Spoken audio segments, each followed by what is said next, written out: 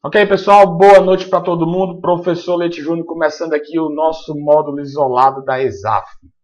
Esse curso ele vai permitir que vocês possam, resolver questões focadas nessa organizadora de concursos que, logicamente, vão ser cobrados dela daqui para frente. E não queira dizer que não possamos resolver questões de concursos anteriores, né? Logicamente, a gente teve uma parada em 2010, a ESAF trouxe no ATA, Ministério da Fazenda, a última parte relacionada à informática. Depois disso, não tivemos mais informática básica, né? O concurso da Receita que não teve informática, mas esse ano já teve um concurso, em 2012, que teve informática na ESAF. Então, com certeza o ATA deve trazer novamente e deva voltar a informática aí novamente para a ESAF, né? Então, no material de vocês têm aí o conteúdo de hardware. Para você ter acesso ao nosso isolado, basta você se tornar assinante do site, né? E para se tornar assinante do site, você pode ser aluno Gold. Basta você entrar aqui na nossa área restrita, né? O aluno Gold te dá várias vantagens. Você tem resoluções de questões de prova, você tem acesso a reprise de aulas ao vivo, que a gente tem toda terça-feira. A gente tem lá descontos nesse curso isolado que você pode adquirir. E para poder ter acesso ao curso é simples, basta entrar aqui em curso isolado. E você tem aqui os pacotes de curso que vocês podem adquirir. O da ESAF está aqui embaixo. Então, hoje a nossa primeira aula é ao vivo. Vocês devem ter clicado aqui para acessar essa transmissão. E, logicamente, tem aqui os dois pacotes, né? Para assinante e para não assinante.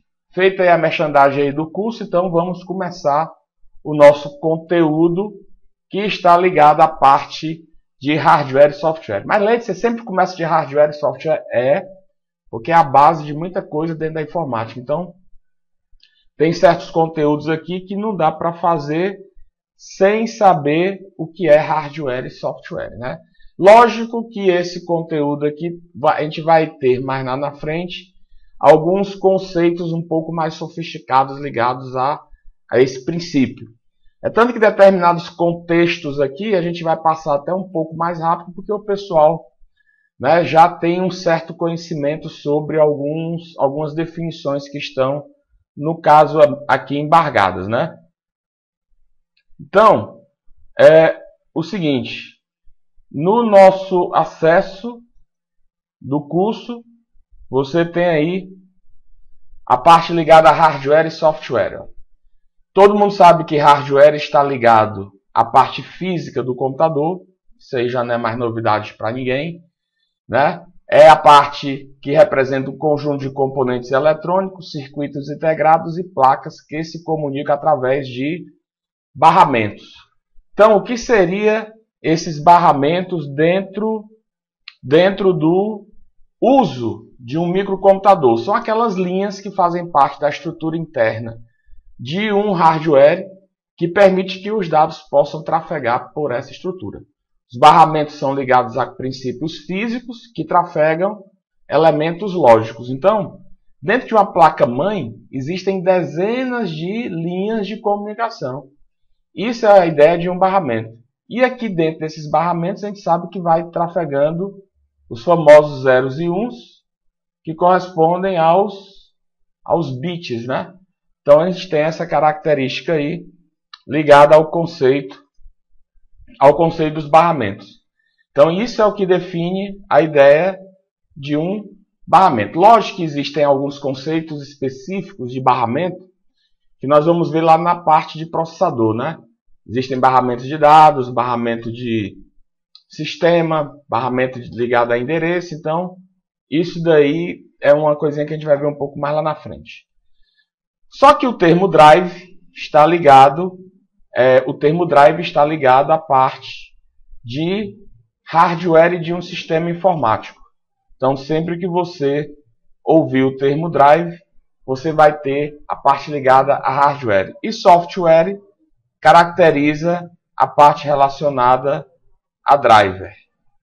Então, software é a parte lógica do computador ou seja, é o conjunto de instruções e dados que são processados pelos circuitos eletrônicos do hardware, processados por circuitos eletrônicos.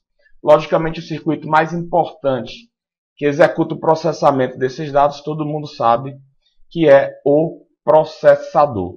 Beleza?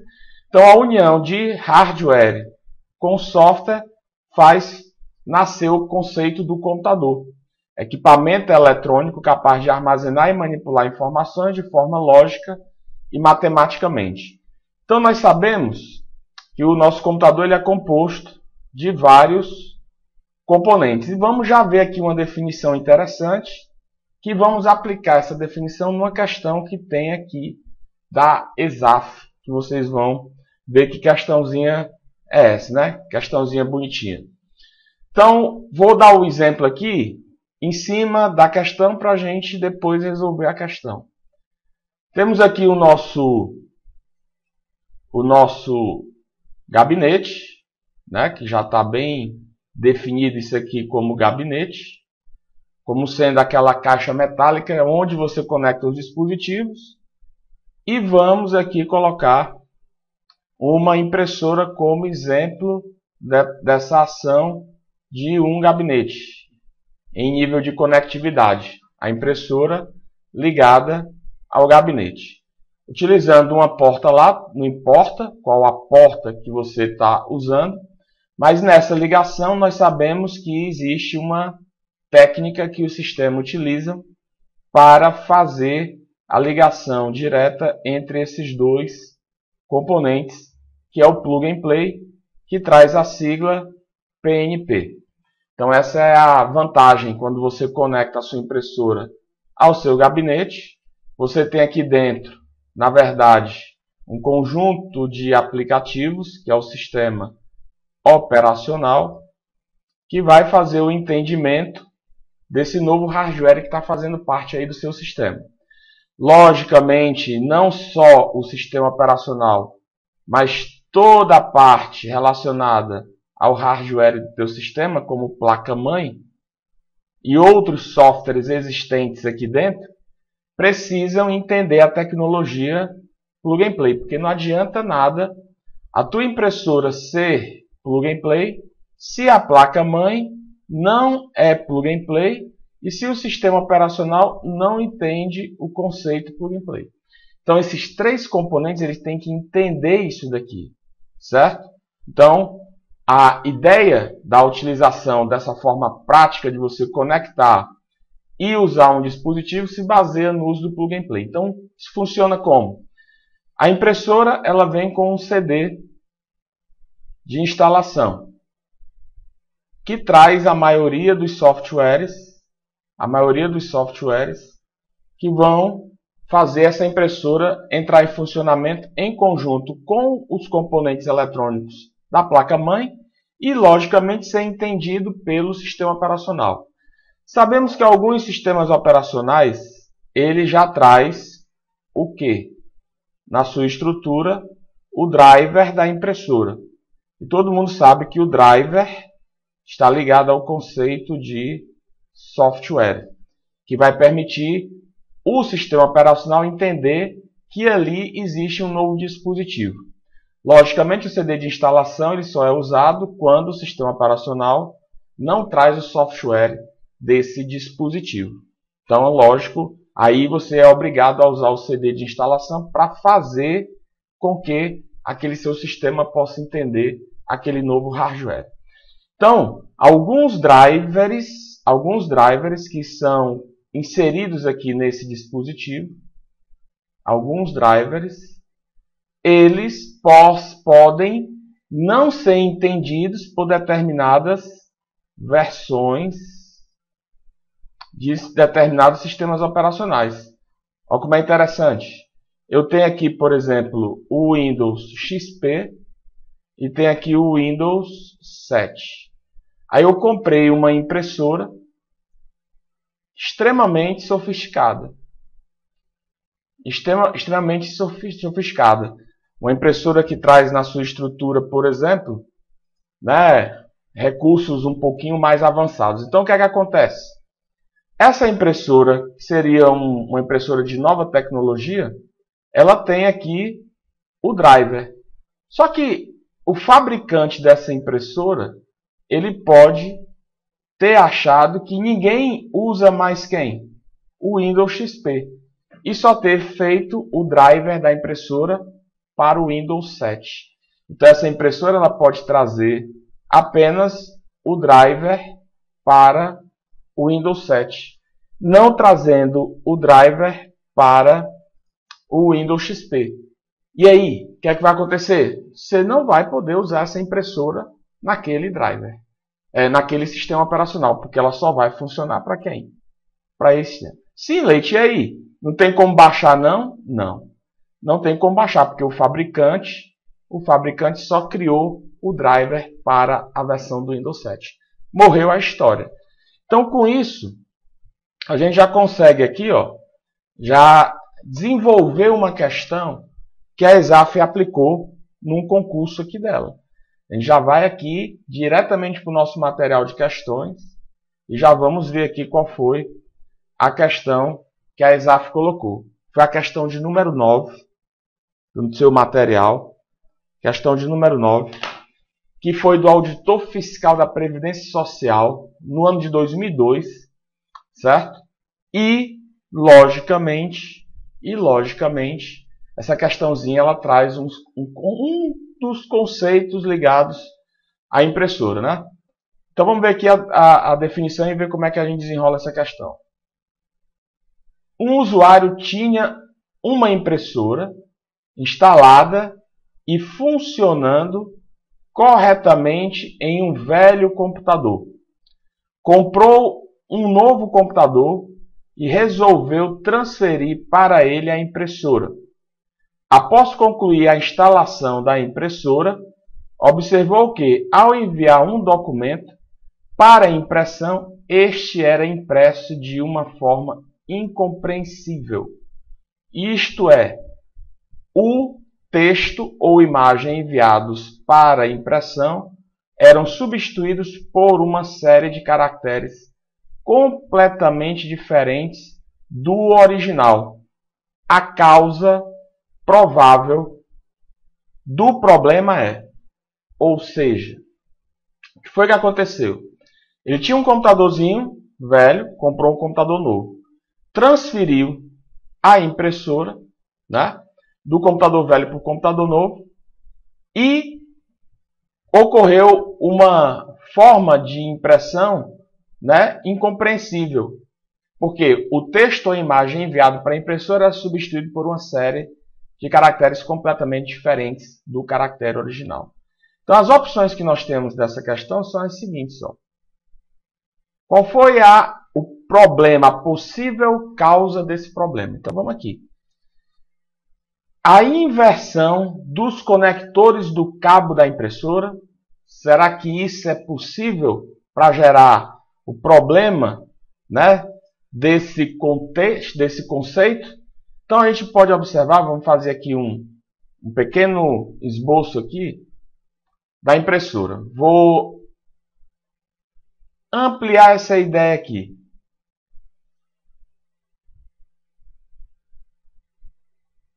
Certo? As impressoras hoje, elas comunicam-se com o sistema de duas maneiras. Deixa eu passar uma página aqui. Você tem aqui uma impressora e, logicamente, nessa sua impressora, você vai ter, tradicionalmente, talvez, não obrigatoriamente, duas formas de conectividade. Ou você vai conectar hoje uma impressora por USB, ou você vai conectar uma impressora um pouco mais antiga de forma paralela. Transmissão de dados em paralelo. Só que isso daqui é um formato que todo mundo sabe, antigo. Só que a gente, isso na prova não interessa. Eles podem trazer qualquer coisa que represente esse formato aí antigo, esse formato novo e tal. Sabemos que o USB tem um padrão, né, que todo mundo conhece de conectividade. Tem lá o seu conector. E todo mundo sabe que o conector USB, ele só entra em uma posição. Só tem uma posição para poder você conectar. Já um conector paralelo, ele também só tem uma posição, que é assim. O conector em paralelo, ele tem esse formato, em forma de V ou em forma de U, e ele tem lá os seus pinos de conexão. E ele é chamado, por exemplo, de DB25. Por que DB25? Por ter 25 furos, né? Para poder receber o conector que está no gabinete, né? Numa porta de comunicação, para você poder fazer a ligação do seu dispositivo. Então, não existe para a letra A resposta como verdadeira, porque o conector macho está aqui. O conector macho está aqui. Então, no conector macho você tem pinos, certo? E no conector fêmea, logicamente, você tem furos. E o conector, ele tem essa forma, né? Sextavada, digamos assim, quebrada em forma de trapézio, para você só poder conectar isso aqui usando uma única posição. Então não tem como a letra A estar correta, porque não tem como você encaixar o fêmea, que seria esse, conector fêmea, né? Com aqui o conector macho, no caso. Então a letra A da nossa questão, ela vai estar o quê? Ela vai estar errada, porque não vai ser possível você fazer a inversão dos conectores. Então isso não é o problema. Letra B, a instalação de um driver incorreto. Então nós teríamos aqui na letra B a nossa resposta, né? Sim. Por quê? Porque de repente, lá na outra impressora, no outro computador que você está colocando, ele detectou a impressora, bonitinho, né? Você usou o driver, que não era o driver original daquela impressora, para mandar imprimir naquele sistema, usando um driver que era diferente. Então, como você está usando drivers diferentes, o sistema vai gerar uma incompatibilidade, porque o conector não tem mistério. A impressora aqui tem o driver dela. Se você estiver usando um driver diferente do que está definido pelo fabricante, você vai ter uma impressão doida daquele sistema. Então, por enquanto, a resposta da nossa questão, letra B. Letra C. A utilização de um cabo USB usado pelo computador novo no lugar de um cabo paralelo usado pela impressora antiga. Não tem nada a ver. O problema não vai estar no cabo. Se a impressora for paralela, cabo paralelo. Se a impressora for serial, cabo serial. Jamais você vai conseguir conectar um paralelo dentro de um serial. E o problema não é dessa situação de impressão doida do cabo. E letra D, utilização de alimentação 220 volts na impressora, quando deveria ser 110. A alimentação não afeta a impressão dos caracteres estarem saindo doido. Não tem nada a ver, letra D. O que pode acontecer é se você pegar uma impressora que é 110 e conectar no 220, todo mundo sabe aí que vai queimar a pobre da impressora, né? E a letra E, a existência de um outro equipamento em conflito com a impressora. Olha, pessoal, o que é isso? Se tivesse um equipamento em conflito com a impressora, você não ia conseguir nem gerar a conectividade. A impressora não ia ser nem reconhecida pelo sistema. E nós sabemos, e se não sabemos, vamos saber agora, que hoje em dia, não existe mais problema de, como ele falou aqui, ó, a existência de um outro equipamento em conflito com a impressora. Hoje em dia, não existe mais isso aqui, ó. Aliás, isso aqui existe, lógico, isso aqui existe, mas não existe mais o problema de conflito. Porque IRQ, sabe o que é IRQ? IRQ quer dizer Interrupted request. Interrupção da requisição que o sistema de hardware, através de portas lógicas, vai conseguir fazer a identificação de um novo hardware. Antigamente a gente tinha, nós ainda temos 16 portas base de interrupção, que vai do 0 até o 15. Mas aí, com o surgimento de padrões de sistema que permite você multiplicar esse formato, né? Esse formato de portas de interrupção. Deixa eu só ver aqui o nome mais bonitinho desse conceito. Certo?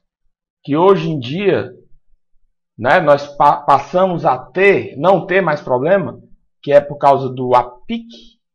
Já ouviram falar do APIC? APIC quer dizer Advanced Programmable Interrupter Controller. A gente vai estudar isso lá na frente, certo? O APIC ele vai evitar problemas de IRQ. Então essa é a situação. Joia? Só um segundo para eu fazer aqui o trâmite de uma aula para outra.